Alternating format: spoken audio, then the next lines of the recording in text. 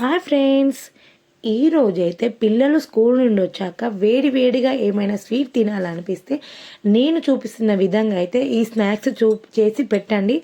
అద్దిరిపోయే టేస్ట్లో పిల్లలు అయితే అద్భుతంగా ఎంతో ఇష్టంగా అయితే తింటారు ఫ్రెండ్స్.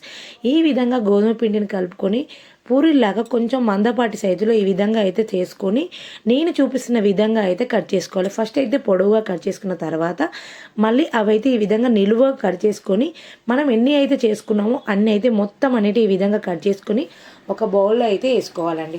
ఈ విధంగా బౌల్లో వేసుకొని పక్కకు పెట్టిన తర్వాత ఒక ప్యాన్ పెట్టుకొని దాంట్లో ఆయిల్ పోసుకొని హీట్ అయ్యాక మనం కట్ చేసి పెట్టుకున్న ఇవి అనేటివి గోధుమ పిండి కొమ్మలు అనేటివి ఒక్కొక్కటిగా వేస్తూ మొత్తం అనేటి గోల్డెన్ బ్రౌన్ వచ్చేంత వరకు ఫ్రై చేసుకోవాలి.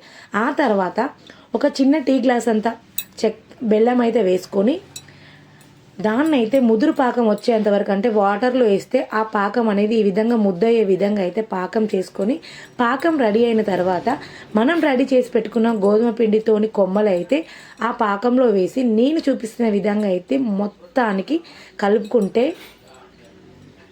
అద్దిరిపోయే టేస్ట్లో అమృతంలా ఉండే గోధుమ కొమ్మలు అయితే పిల్లలకి వేడి వేడిగా స్నాక్స్ రెడీ అయినట్టే ఫ్రెండ్స్. మీరు కూడా ఒకసారి ట్రై చేయండి ప్లీజ్ అండి. ఇంతసేపు చూశారు కదా మన ఛానల్, వెళ్తూ ఒక్క చిన్న లైక్ ఇవ్వడం మాత్రం మర్చిపోకండి ఫ్రెండ్స్. బాయ్.